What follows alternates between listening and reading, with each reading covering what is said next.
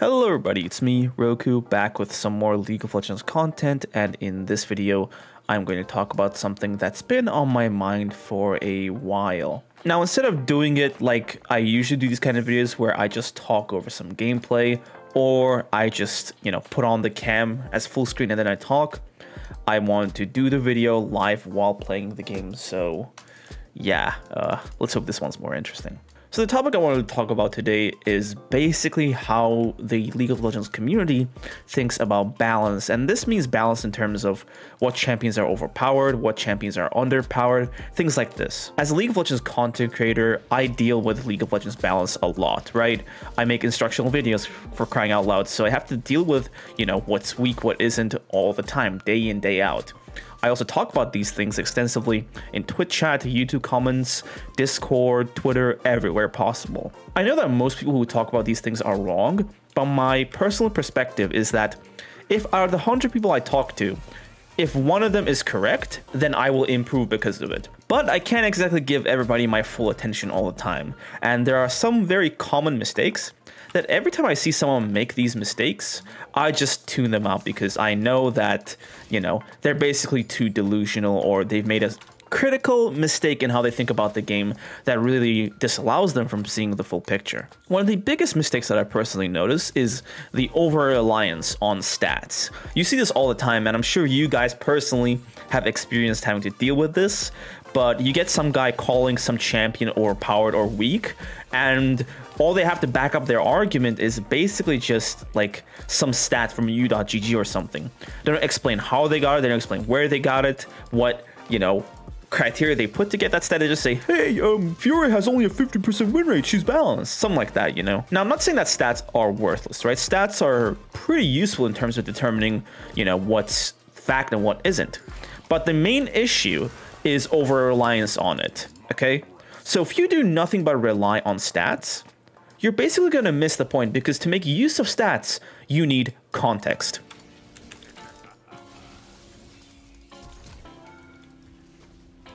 Even in most science, whenever scientists write a paper and they make experiments to get the stats to write this paper, they don't just use the numbers alone to make conclusions. They use the numbers plus some context and evaluation to come to that conclusion. Same thing with League. You can't just use a singular point of data to make your entire argument. You have to use a bunch of data in addition to context to really make a point properly. Now, I get that most people aren't good enough at the game to determine what's overpowered and what's not. You have to have some kind of expertise to bring in that right context. So a lot of the League of Legends community parrots opinions. Parroting an opinion, according to my definition, is basically just when there's a big content creator who has a lot of opinions and the certain viewer basically just copies all of their opinions, or at the very least gives that as their own answer, if that makes sense. Now, this isn't the worst thing in the world on its own. Like, in isolation, it's actually not the worst thing. If you're parroting someone who understands the game, then that's fine. But the main issue that I run into when talking about League with people is that they parrot people who have no idea what they're talking about. Now, I'm not going to sit here and pretend that I'm correct about everything, right? I can be wrong. And if you actually watch my gameplay videos, I call myself out on the mistakes that I make in gameplay. If I mispush something, if I misplay a all-in, I will describe the mistakes I made and own up to them, because I think being honest about the mistakes you make is critical in terms of, whether people can trust you or not. But I know some content creators who don't even do that. They won't even admit that they've ever been wrong. So all of their hardcore fans will literally believe everything they say word for word, both the good opinions and the bad opinions. I have basically an entire legion of people parroting the same wrong opinion. I'm like, right, what did this guy say this time? And then I realized, okay, they're just parroting this dumb opinion.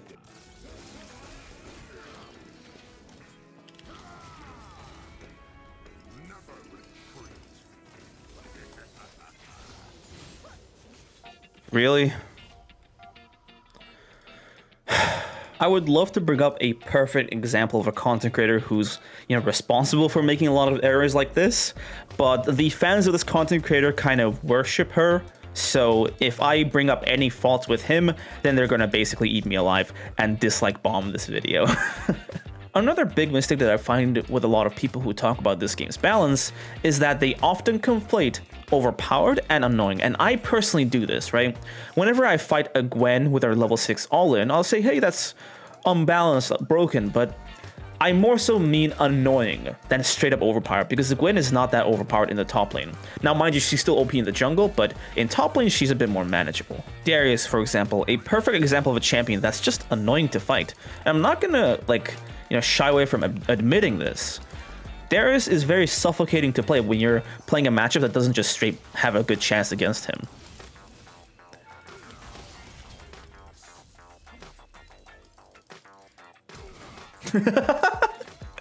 Read your enemies, guys. Free flash.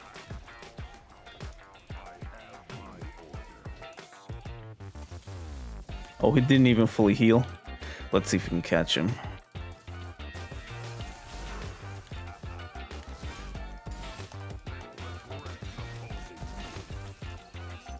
Seriously? Annoying, but we make it work. I'm pretty sure Kane is just running up here like a rabid dog. Free kill, free kill, free kill.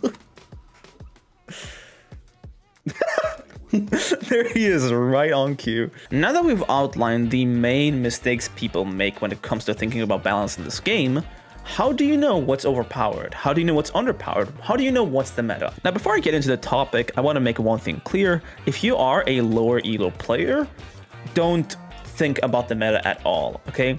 What's overpowered and what isn't does not matter to you, because in low elo, the meta does not matter. Mordekaiser is one of the strongest top laners in low elo. Mordekaiser. Like, possibly one of the weakest and just, like, he doesn't belong in this game kind of top laners in the game. It just tells you that meta does not exist in low elo. In a low rank game, it's player diff that makes the difference, not the champion diff. But in higher ranks, when the player difference is kind of smaller and smaller, the difference in champions gives a bigger sort of impact on the game overall. I'm gonna go for Hullbreaker actually. I wanna be lonely. First things first, to tell what's overpowered about the game, you have to step outside of yourself. Okay, what do I mean by this?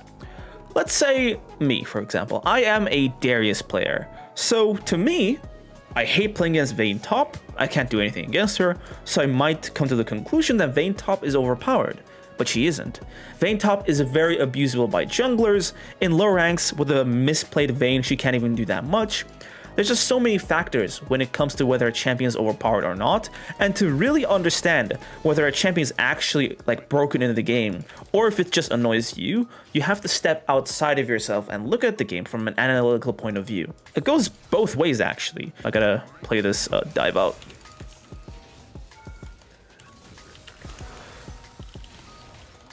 Really? Man, I wanted that dunk. If you go to the subreddit of every single champion mains, they will just complain that their own champion is just weak, underpowered, just unplayable, right? But we all know that that is not the case. I will admit that in Season 11, when Stryberger just got released, Darius was basically one of the most powerful top laners in the game. In the first few patches, he was by far top 3, but as long as Stryberger was in the game, he was basically S tier the entire time. Maybe towards the end of Stryberger, you could argue that he's high A tier, but he was pretty strong throughout the entire time Stryberger was a thing. Bias is one of the things that really corrupts not just League of Legends balance discussions, but just discussions in the real world in general. So the ability to take a step away from yourself and look at things from a third-person perspective is really valuable, especially for game balance. Now, if you are going to use the in-game stats on some website to get the idea of what's overpowered and what isn't, there's a lot of things you have to consider, okay? First off, sample size. What do I mean by this? If we go to a challenger rank, okay, and what wins the most in challenger is going to be the most overpowered, right? There basically are 0 challenger matches or just a very low volume of them, okay? You cannot make accurate meta decisions about what's overpowered based off of just win rate in challenger, grandmaster, these ranks where they have very low amounts of games played. Because if one player who's a one trick of these goes on a win streak, that seriously impacts the win rate of these champions, okay? So, like, Zac top apparently is the best top laner in the game according to win rate. So, you have to pick a rank where there's a good sample size. Now, the best cutoff point, in my opinion, is Diamond 2 and higher. Now, if you are at a point where there's still a lot of games in Master, you can use that. But I think it's safer to go down to Diamond 2 because you get at least like 1 million or so games, and that gives you enough matches to figure out most things.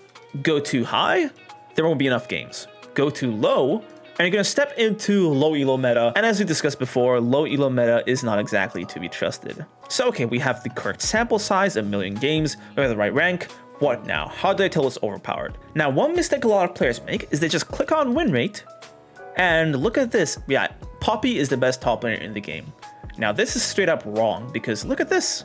Her pick rate is super low, and her ban rate is super low. When it comes to low pick rate champions, you really run into that same old sample size issue, where it's just one tricks and mains playing these champions and destroying games with them, or it's champions counterpicking specific champions with them. Maybe someone's picking Poppy into like a Riven or a high mobility team, crushing that game, and somehow we have this large win rate, even though if they picked Poppy every single game, she would have a more normal, or I'd argue even a bad win rate. You have to keep all these stats in mind before you come to the decision of what's overpowered and what isn't. So let's look at a champion that is overpowered, Riven, right? Riven's supposed to be this one tricky champion that only the mains are playing, but as you guys can see, she has a crazy high win rate, pretty good play rate, and a decent ban rate, okay? So I would say Riven is basically just overpowered. Now, there are more egregious examples of this. Trinity, right? Trinity is very clearly overpowered. Crazy high win rate, crazy high pick rate, and crazy high ban rate. And a high pick rate is more insane when you consider a high ban rate, because if he has this high win rate, when he's banned in such a large portion of the games, then his pick rate in isolation, where the champions cannot be banned, will be even higher. So when you look at this, Trinity is very clearly overpowered. Now, sometimes you can't just look at a patch because there won't be enough games. Let's go to the last patch. There are 2 million games in the previous patch and only 1 million in this one. So if you are earlier on in the lifespan of a certain patch, it might be better to go look at the meta of the last patch because games just have not been played yet. I think this should be fine. They got a pretty kitey team though, so I think Strybreaker is the go-to here. Ignite. Last but definitely not least, you should try your best to look at multiple sources instead of just one source. What do I mean by this? You could basically just rely on one tier list by one YouTube channel, but why don't you just look at multiple YouTube channels and look at what they have in common? If you go to some proguides tier list made by some nameless, faceless challenger writers, then you won't know who's making the tier list and you won't know what criteria they have for that tier list. The context behind the person making the tier list and the reasons they have for placing champions in certain positions is very, very important. So instead of just relying on one guy, one channel, one tier list, one website, try your best to look through many of them to come to an overall more reliable conclusion. If one guy tells you that Riven is overpowered and everybody else doesn't agree with this, then maybe Riven is not overpowered. But if everybody agrees that Fiora is overpowered, then she is overpowered. So yeah, I think that's pretty much it for this video. It's a very short video because I didn't want to take too much time. I just wanted to get into this topic and make sure that my opinions on it are clear. I hope this was educational to you guys as to it clarifying how you should think about the game, and I hope it basically made you guys a little bit wiser at least. Anyway, that is pretty much it for this video, and I'll see you guys in the next one. Peace out.